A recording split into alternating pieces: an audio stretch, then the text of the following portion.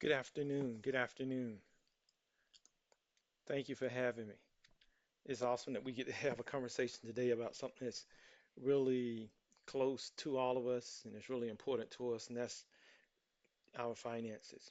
And we're starting with, financial stress, right? So how does financial finance impact our relationships from a stress standpoint, our health, our daily lives, and practical steps that we can take to regain control? For those that don't know me, I'm Dexter Gatson, financial coach whose sole charge is to help you get better managing your money step by step so we can leave a better legacy for our family. Let's dig into it. So, from a financial standpoint, some of the things that we see um, with our money is that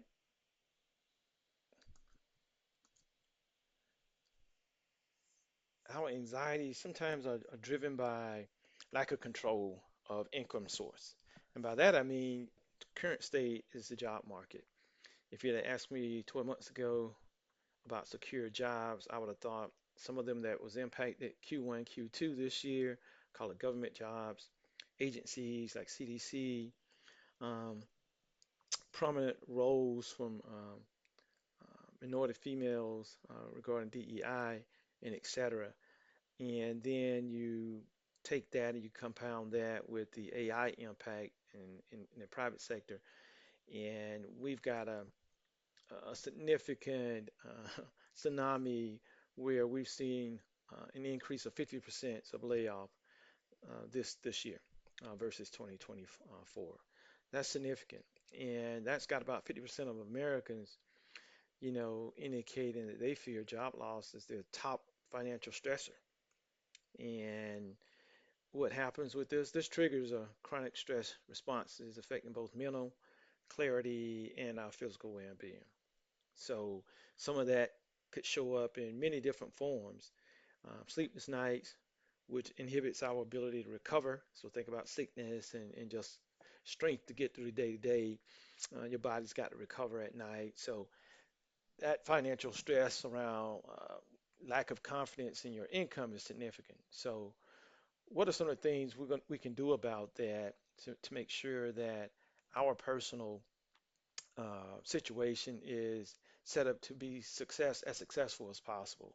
So there are 5 steps, as we think through uh, the, the the the perfect storm, rising debt, and we've got falling savings. So consumer debt's at all-time high, is at over $18.5 trillion dollars with the T as of late this year, and that's the highest level ever, as recorded by the Federal Reserve. And a part of that is credit card debt alone is at it's a surge 15% year over year. Um, but some of those drivers, think about lack of jobs is one, but another one is CPI, inflation. Folks aren't talking about, right? Granted, inflation's not at 8%, but what no one talks about is that once the inflation occurs, it compounds. So that significant 8%, 3, 4%, whatever it's going to be this year, 3% or what have you, that's a compound effect, right? No, they're not going back and reducing prices of goods. They are shrinking packages and et cetera. So that compound there, you as a consumer have one or two choices: make more income, consume less goods, right? So if you're not going to, or be willing to spend the extra money, have the extra within your cash flow, within your budget to spend. So it's putting significant pressures on households. So what do people do? You see it in the credit card, right? So if I don't have enough of my check to get through, they're pulling out the plastic and swiping, because what they're not indicating is the Klarna pay later, buy now, later system that you're seeing at a Walmart, you're seeing in grocery chains. They're just trying to make sure they get the money, right? Because they're not going to decrease the cost of these goods. So meanwhile, savings is, at 3.2%, right? So which is really a low level where families can significantly be impacted. So this is like the perfect storm, and you compound that with the job loss and the job insecurity. Um, there's no reason why we have some stresses. related to finances. So some of the things we can do, there are 5 steps that we can take to take control of our finances. And the good thing is that personal finance is really 80% behavior. So that behavior is what we can control, right? So even if we didn't grow up being taught about finances, the 80% behavior we can control. Now that's the good news because you have more power than you think.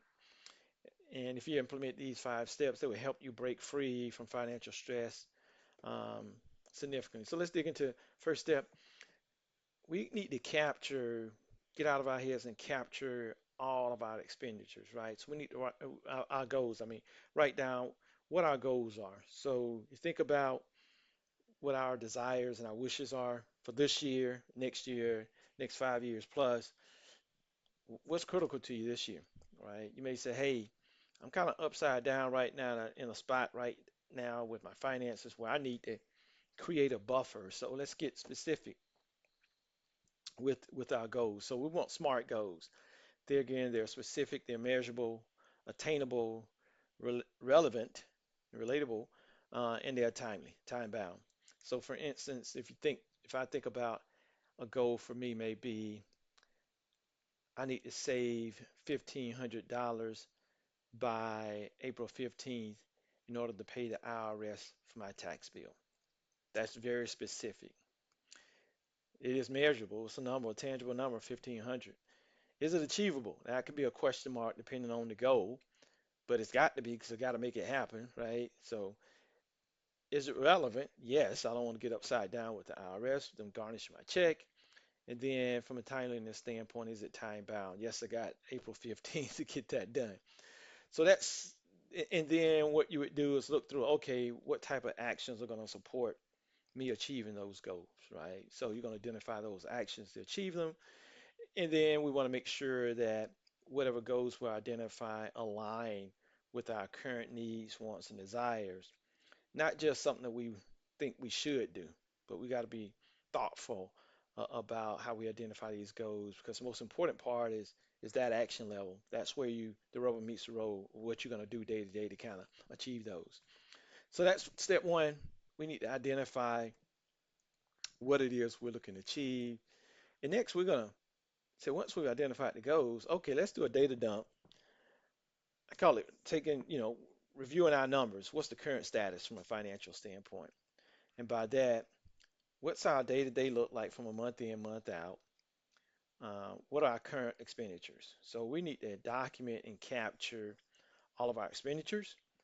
You can use a notebook, you can use a spreadsheet, or an app. The key is that we just need to capture all our expenditures because we can't start any type of a sense of control without taking an honest inventory and kind of just understanding where we are now. A lot of people can guess.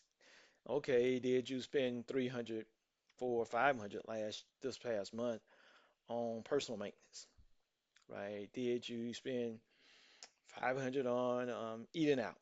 Did you spend another 200 on entertainment? Who knows, right? So we want to review these, track these expenses for the last 30 days. You may have to pull out bank statements, credit card statements to kind of help assist with that. But we really need to kind of identify this because this is how we create our spending plan or our budget.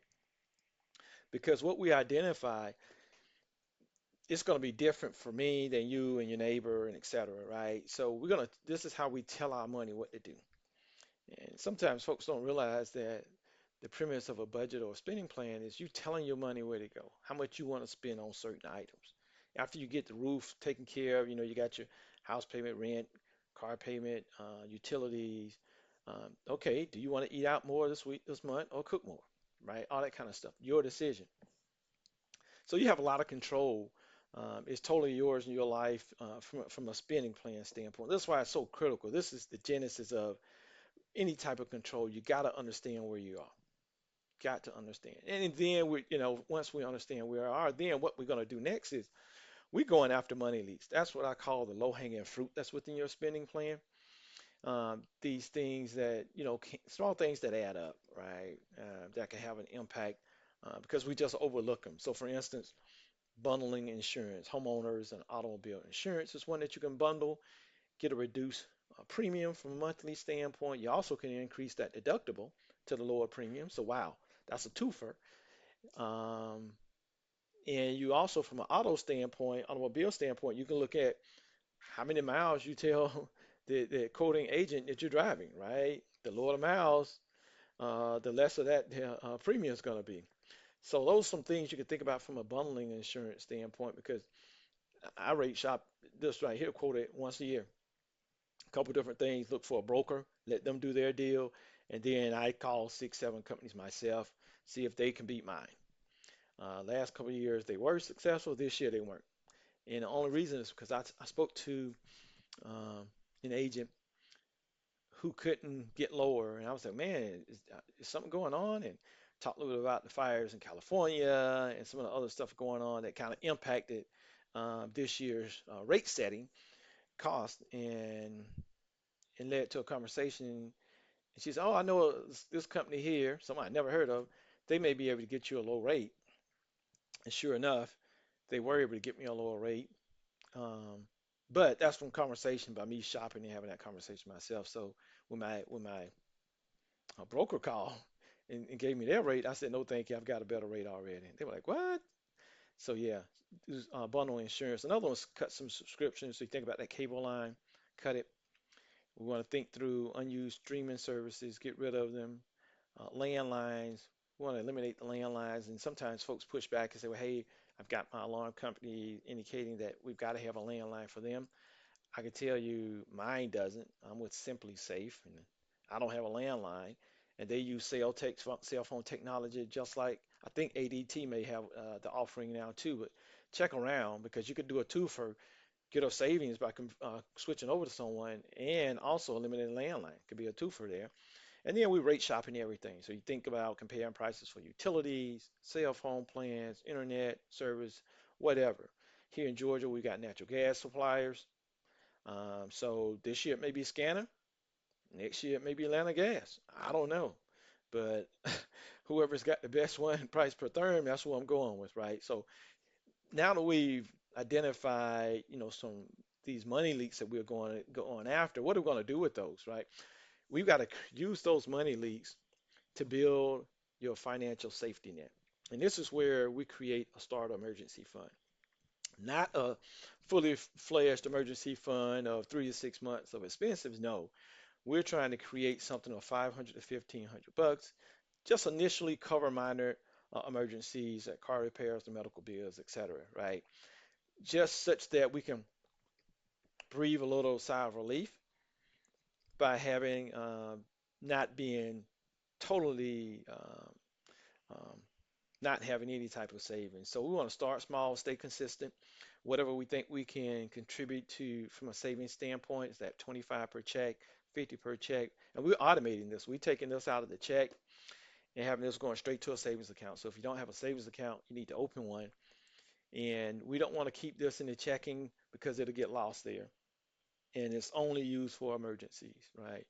So once you do this, you're going to have such a, relief, a peace of mind, knowing that you've got something there covered where you don't have to use the plastic if something happens, right? So once we gotten to this point where we've got this savings established, next thing what we want to do is see how much debt we can get rid of as quick as possible. So we're turning those money leaks into debt destroyers. And there are two different methods that I know of that I've used before to get rid of debt. And one is the debt avalanche method, which is based on you targeting the highest interest rate debt. And the other one is debt snowball, which where you're trying to pay off the smallest debt first. I've used both. I started with the avalanche. Being a numbers person, I'm like, nah, it makes sense. I got to go off with the high interest. Man, look at here. That credit card wasn't moving at all. That little extra 50, $75 wasn't doing anything in that balance. And so after a couple months, I gave up on it. And then I found out about that snowball, paid off the first 300 one. That was easy. That was good. Okay, got a little momentum. Took that, paid off the 500. Good. And just kept that momentum going until I got to all of the non-mortgage debt and got it taken care of, right? But and millions of folks use the snowball for that reason because you need, for me, I needed something to provide some confidence, right? A psychological boost to keep me going. Whereas if you don't see balance going down, which could be the case for an avalanche method, just depends on, how much you can throw. If you can throw chunks at it, that's a different conversation. Then heck yeah, if you got enough cash, you can throw significant chunks at it, avalanche all day long. But long or the short of it is, between the two methods, if you ask me, the time difference from a payoff standpoint, it's only gonna be a couple months either way, right? If what the key one is gonna be whatever you pick and feels right for you and that you can stay consistent with. You got to stay committed to it. I can stay committed to the snowball because once I watch one go, the second one went, boom, we going after three, we excited, we're going out to four. So then it spurs you to kind of find some additional cash flow, right? To see how you can accelerate that payoff. Once we've identified here, so you think about now, we got cash flow where we found from our money lease. We've got more cash flow we just identified after we've paid off our debts. So that money that was going to pay those debts, that's cash back to us now. So we got some decisions we can make with this cash.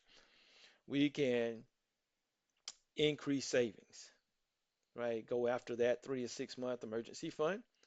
We can increase our contributions to our retirement plan. Or we could do a combination of both of them, or do something totally different, right? Start a business or what have you. But you got cash flow now. Now you've got breathing room. So now you're in a great position where you can make some decisions, right? Once we get to this point, we can we're taking control of our finances, and from a stress standpoint, it's reducing that stress level because we got to be thinking about how important it is just to get started, right? Because there's no perfect timing. The perfect timing was yesterday. Next perfect timing is today. Perfect amount is how much you have. The next perfect amount, however much you have, right? So it's not hard because we just got to get started, right? Whatever we can contribute, if it's 25. Because a couple things we can do to, you can find money sometimes, right? Just kind of depends on your life and your situation. So, are you maxing out your retirement plan? Do you have a max amount going into your kids' college fund? Um, what type of goals did you set? So different people have different goals. So some goals maybe, hey, I got to max those out to get my kid to college, getting ready for retirement. So then you prioritize, hey, where does me creating some type of financial buffer, where does it line up, right, from a goal standpoint? So you got to be thinking through that because that's going to help shape your decisions for the next 12 to 24 months, right, around tackling this debt. So that's all we have right here with this. This is kind of the five-step process, you would take in order to sort of take control, get you on the journey of financial freedom, and that's all that we have for this segment.